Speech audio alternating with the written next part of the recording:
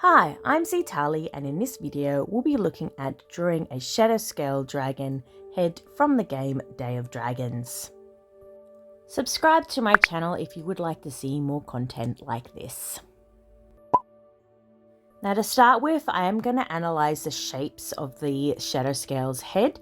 These are just some screenshots from the old legacy branch of the game, which was built in Unreal Engine 4. The actual game is now being built in Unreal Engine 5 and will look much prettier than these scrappy screenshots I've got at the moment. Now I do intend to be able to use this as an avatar or icon picture for either Discord or Instagram.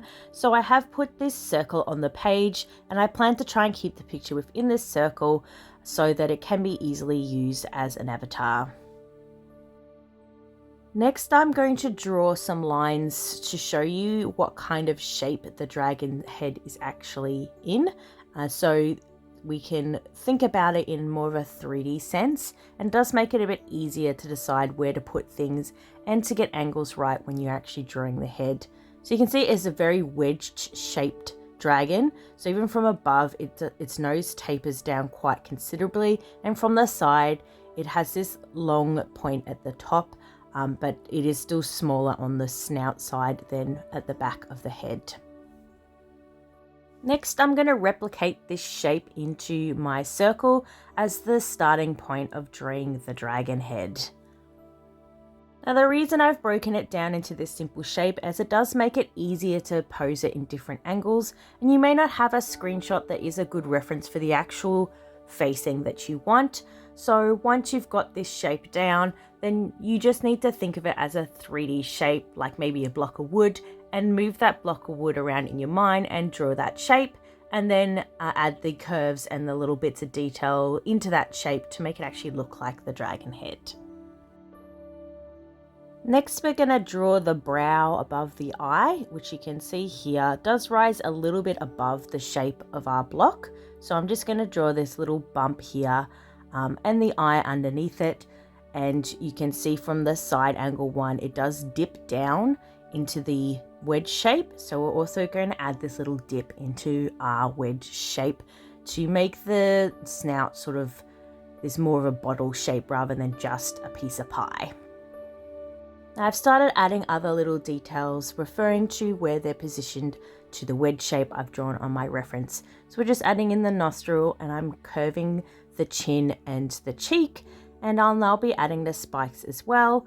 We use the wedge shape as a guide, so I keep looking back across to my references and looking at where the pieces of the dragon head are positioned within that wedge shape. I didn't make my wedge shape quite tall enough at the back, so I have extended the spikes a bit past the original wedge shape guide I drew. And I'm drawing this center line down the middle of the top of the shape, as that's where those spikes sit for the shadow scale, and it does divot in a little bit as well. So it is important to know where this line will be sitting, and so when you shade it, you probably want to put a little bit of shadow here to define that dip in the dragon's head.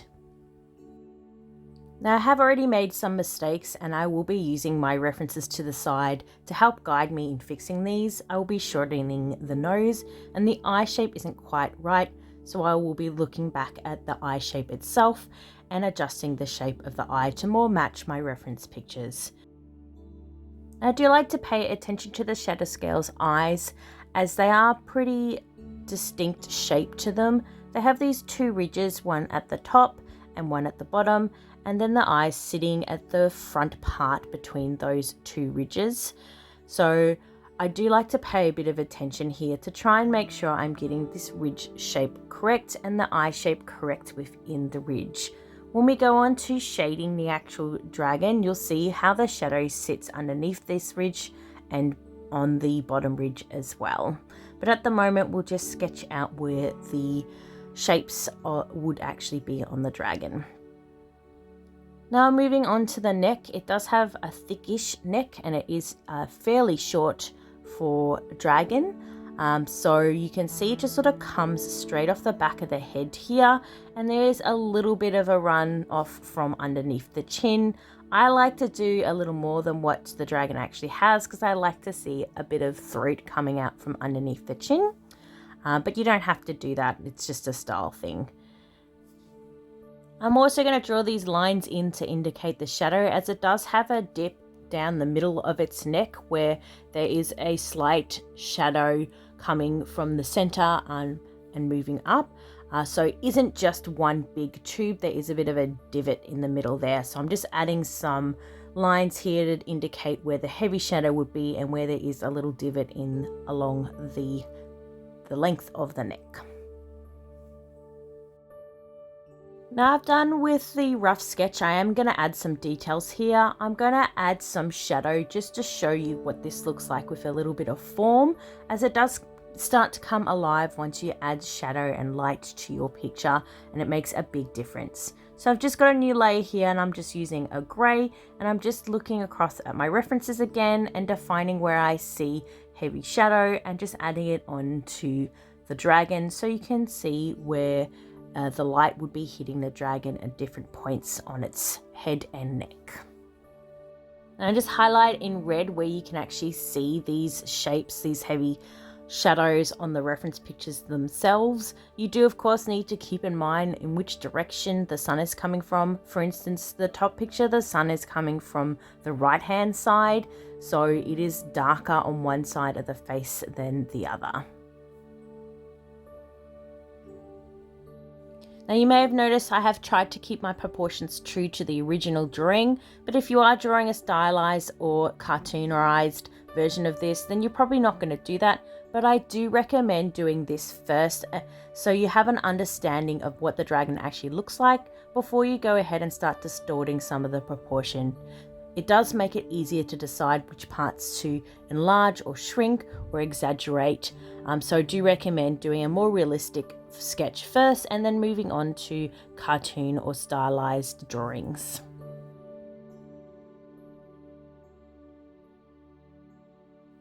So after referring to my reference and adding or changing some of the shadows that I'd done, I start to erase away some of this sketch and get rid of that original guiding wedge shape. And now I'm going to just sketch in a couple of extra details. It does also help to flip your image. It does let you know or reveal to you some of the errors that you have made. For instance, my nose is still a little bit off. It needs to be a little bit more of a slope coming off the end than what I had originally drawn. So by flipping it, I instantly saw that mistake and was able to fix it before moving on to a stage where it would have been much harder to fix this mistake. So I do recommend flipping your page, or if you're using real media, you can just look at it from upside down, or perhaps hold it up to the light and look at it from behind the page. It will help you identify some of the mistakes you may not have seen if you hadn't done so. Now my eye is also slightly in the wrong position, so I am just moving it forward as well as extending the mouth back. As you can see in the reference pictures, the mouth actually goes back further on the head, past where the eye is positioned.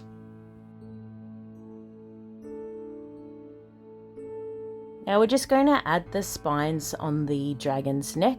Now the shadow scale does have 4 rows of spines, and they are sort of divided into 2 sets, so 2 on the left and 2 on the right, and they are staggered, so they are not all perfectly aligned. So you would always see the second set behind the first, as they don't sit directly behind each other. They wouldn't obscure each other, so you will at least see the 2 separate sets on one side of the dragon. You might not see the ones on the other side, as they may be obscured by the 2 sets in front, or maybe the dragon's neck or the angle you're looking at it from, you wouldn't see those from the other side of the dragon. Now because I'm starting off with a more realistic looking dragon, I am going to draw in some of these smaller details, like the little folds or lines that are all along the dragon's neck and head, and these small round scales you see scattered throughout the dragon's body.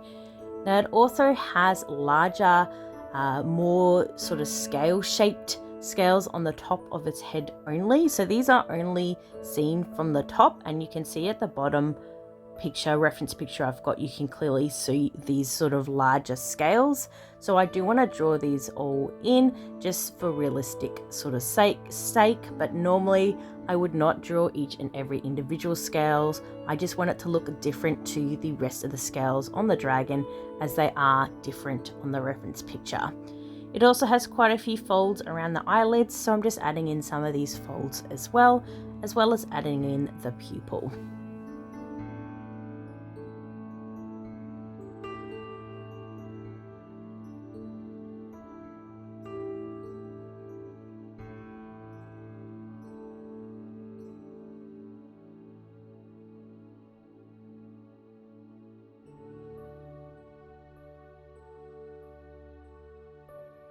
Now I'm going to fix the shadows I did earlier, so I'm just going to grab the smudge tool and use a rough textured brush just to smudge in some of these shadows, as not all of them have a sharp edge to them and need to be more gradual as they bend into the shape of the dragon.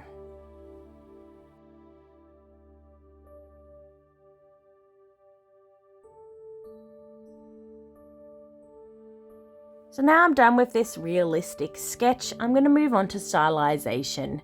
Now, if you were going straight to stylization, you would do a stylized sketch underneath, but I'm not going to bother with another sketch. We're just going to use this realistic shaped dragon as the sketch base for our stylized picture, as we're not going to need to change much before it becomes stylized and no longer realistic. So I've turned down the opacity and I just created a new layer, and I'm going to do the line art straight on top of this realistic sketch. So we're just capturing the basic details here. I have made the eye a tiny bit larger, but not much larger. And we're not going to add as many details as the original sketch. And we are curving the mouth up further than it would normally be as a realistic picture, as we do want to add some emotion into this line art.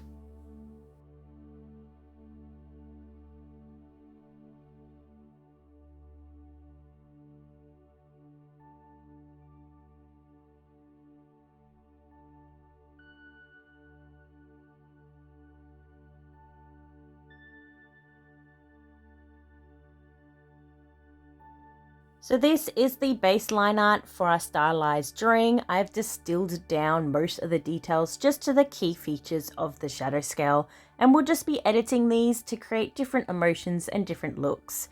You can see it's quite easy to add emotion into this just by drawing a line to bring the brow down and then erasing the eye above that line. You can also do the same by bringing the line up from the bottom and giving it a cheeky look. You just bring this curve up.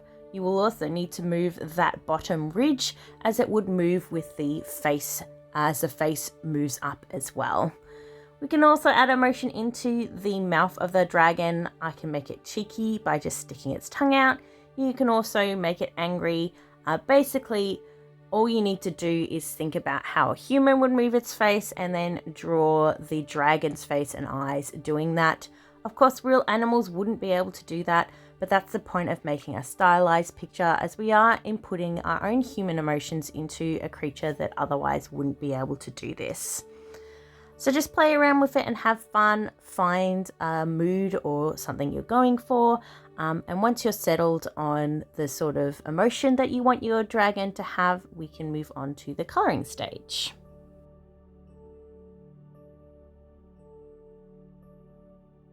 Now I've decided I'm going to go with a moody, angry dragon. So it's got this downward brow. He looks pretty angry. We've got a shadow underneath its eye to make it look tired and grumpy. And we've got this wrinkled snout like a angry dog would have, and the downward frowny face with spiky, angry teeth. Now we're going to move on to the coloring stage next. I do have a few videos on coloring, but basically what I'm doing here is I'm selecting the area around the line art and then reversing the selection and putting a flat color underneath, and I'm using this as my basis for all my coloring. So I'm just going to add the flat colors of the dragon. So we've got this tealy color, and then they have a white underbelly and some different colors in the eyes and the teeth.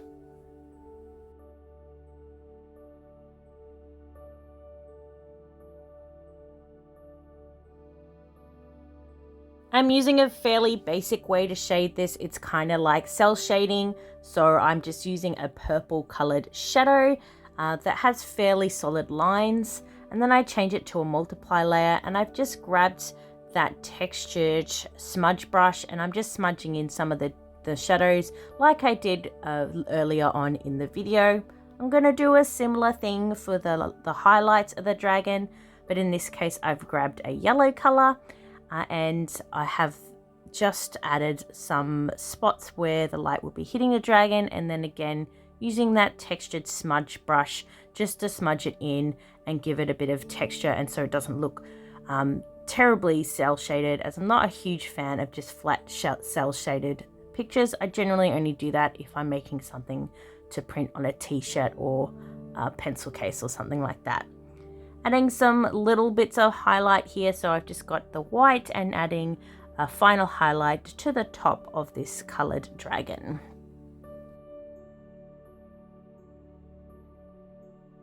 To finish this picture up, I have merged everything together and I'm just doing some final finishing touches with some reflected light coming up from underneath the dragon, just adding a little bit of shadow in some areas that I decided were not dark enough. And that's the stylized one done. We're now going to move on to coloring a realistic looking dragon. Now I'm going to use the technique where you color the dragon in grayscale first, and then you use a color layer over top to actually add the color to the dragon.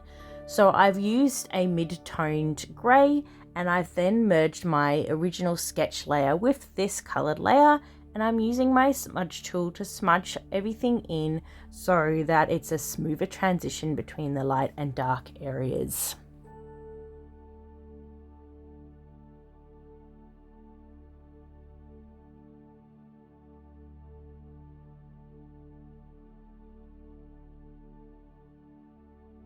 I now grab a lighter colored grey or lighter toned grey and start adding back in some of those details that were lost during the smudging process. So adding those larger scales in and the light that would hit the ridges on the top and bottom of the eye, as well as some reflected light from underneath the dragon and along the spikes that come off the back of the dragon's head.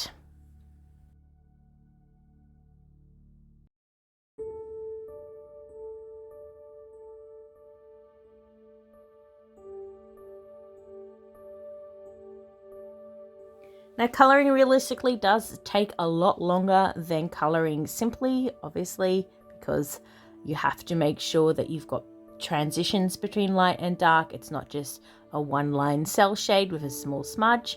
I am picking up different shades of grey and putting lighter and darker places in the places that I looked at in the original reference pictures, and smudging these colours together to make the transition between the two smoother and more realistic or 3D looking. So I just keep doing this for quite a while until I'm happy with the shape of the dragon and that I think it has a realistic shade to it before moving on to adding colours to this monotone shaded dragon.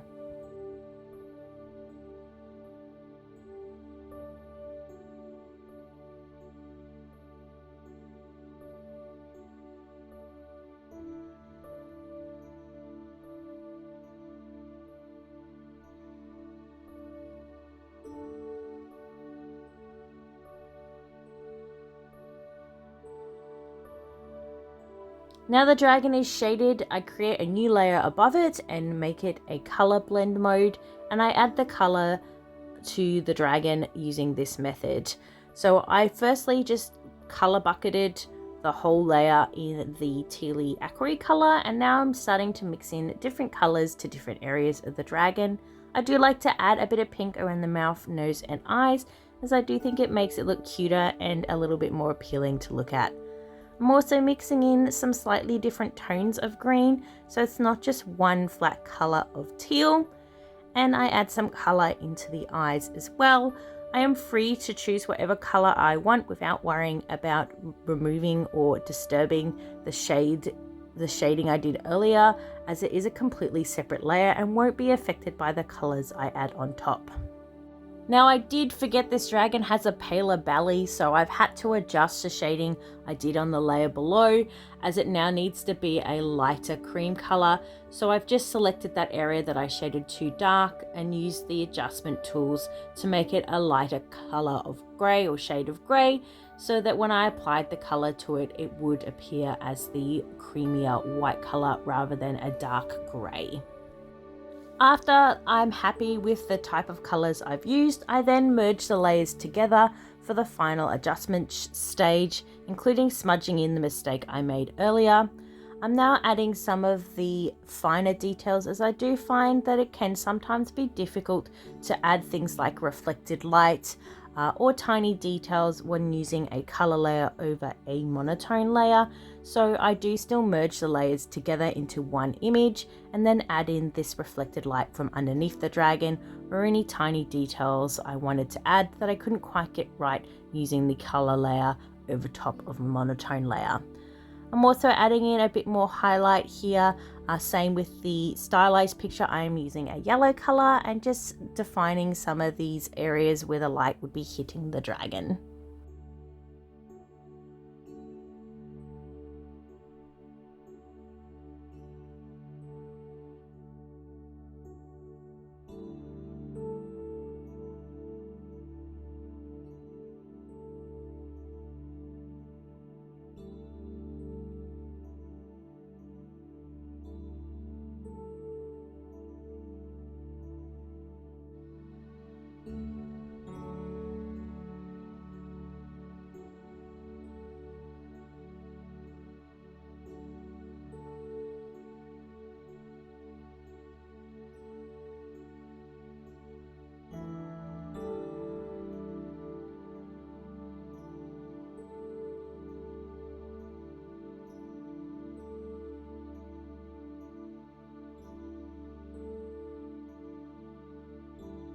And here are the two drawings together. You can see that even though the stylized picture had the same sketch underlayer that this one did end up very different.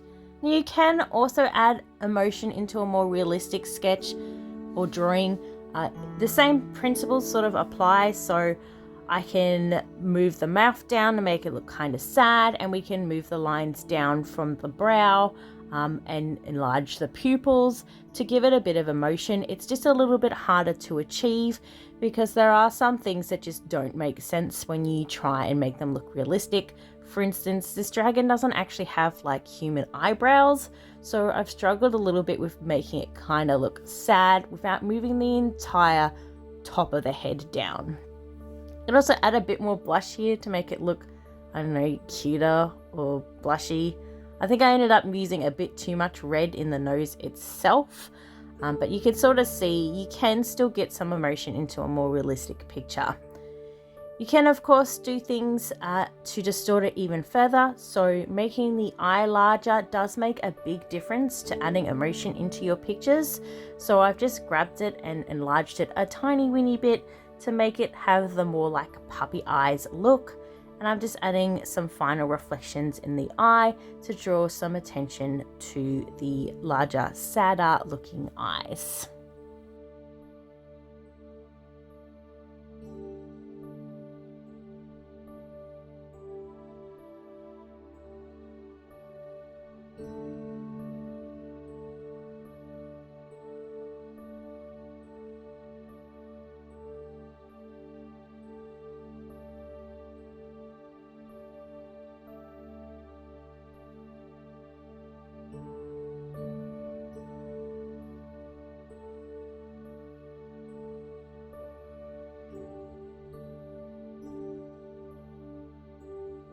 And there we go, two different styles of shadow scale heads.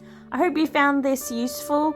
Let me know if there was anything I missed or you want more details on. I'm more than happy to help. Just place a comment down below and I'll see if I can answer your questions.